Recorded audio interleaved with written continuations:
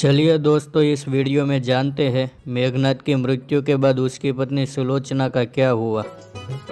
Real story of Ramayan. Sulochana की कहानी जानने से पहले एक बार रावण के संपूर्ण परिवार का नाम जान लेते हैं। रावण के पिता ऋषि विश्वासवा ने 2 विवाह किया था। उसकी पहली पत्नी का नाम इलाविदा था। इलाविदा से विश्वासवा को एक पुत्र प्राप्त हुआ। उसका नाम कुबेर था। विश्वासवा की दूसरी पत्नी का नाम कैकसी था।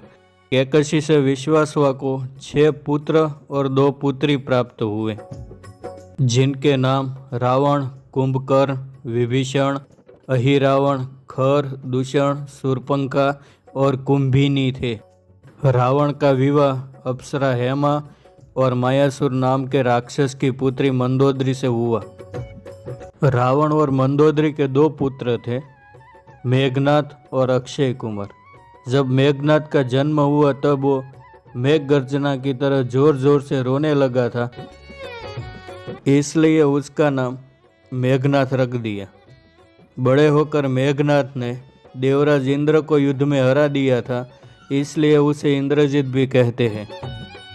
मेघनाद का विवाह सुलोचना से हुआ था। सुलोचना शेषनाग वासुकी की पुत्री थी। लक्ष्मण शेषनाग के अवतार थे, इसलिए उसे कहानियों में मेघनाद के ससुर भी कहते हैं। मेघनाद ने कठोर तप के बल से ब्रह्मा जी से ब्रह्मास्त्र, पाशुपतास्त्र और वैष्णवास्त्र प्राप्त कर लिया। कुल देवी निकुंभला के यज्ञ के पश्चात मेघनाद को कोई युद्ध में हरा नहीं सकता था। जब श्री राम द्वारा कुंभकर्ण का वध किया गया, तब मेघनाद युद्ध मैदान में आया। उसने युद्ध मैदान में आते ही सुग्रीव की सारी सेना को परास्त कर दिया था। मेघनाद ने नागपाश का प्रयोग करके राम लक्ष्मण को मूर्छित कर दिया। तब हनुमान जी ने पक्षीराज गरुड़ की सहायता से दोनों भाइयों को नागपाश से मुक्त करवाया। दूसरे दिन युद्ध घोष के साथ मेघनाद ने लक्ष्मण को फिर मूर्छित कर दिया। तब लंका के सुषण वेद के कहने पर हनुमान जी संजीवनी बूटी लाए और लक्ष्मण को बचाया गया। विभीषण के कहने पर लक्ष्मण ने मेघनाद की कुलदेवी निकुंभला का यज्ञ भंग करवाकर मेघनाद का वध किया। श्री राम ने लक्ष्मण से कहा, सुलोचना पतिव्रता नारी है, इसलिए मेघनाद का मस्तक भूमि पर ना गिरे, इस बात का ध्यान रखना। लक्ष्मण ने मेघनाद का मस्तक धड़ से अलग करके श्री राम के चरणों में रख दिया। सुलोचना को मेघनाद की वीरगति प्राप्त होने वाली बात सुनकर विश्वास नहीं बैठा।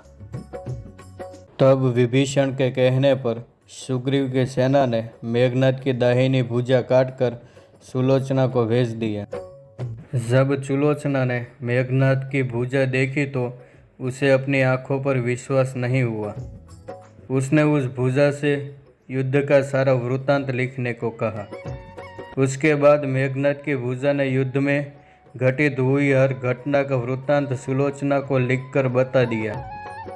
पति के मृत्यु से व्यतीत होकर जब सुलोचना श्री राम के पास पहुंची तो उसका उचित आदर सम्मान किया गया। सुलोचना ने श्री राम को प्रणाम करके मेघनाद का मस्तक मांगा।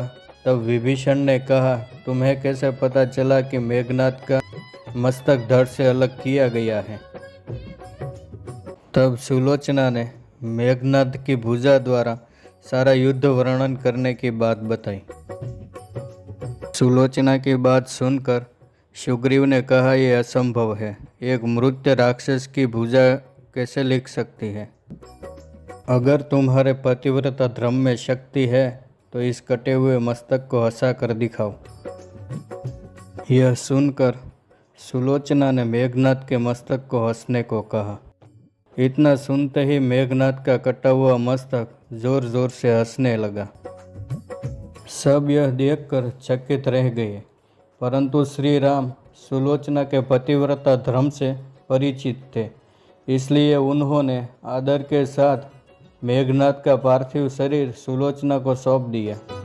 सुलोचना मेघनाद को लेकर रावण के पास गए।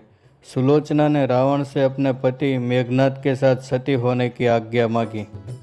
रावण से आज्ञा मिलने पर सुलोचना अपने पति मेघनाद का मस्तक लेकर जलती हुई चिता में बैठ गई। इस तरह मेघनाद के वध के बाद सुलोचना अपने पति मेघनाद के साथ सती हो गई। दोस्तों, अगर आपको ये कहानी अच्छी लगी हो तो चैनल को सब्सक्राइब ज़रूर कीजिएगा।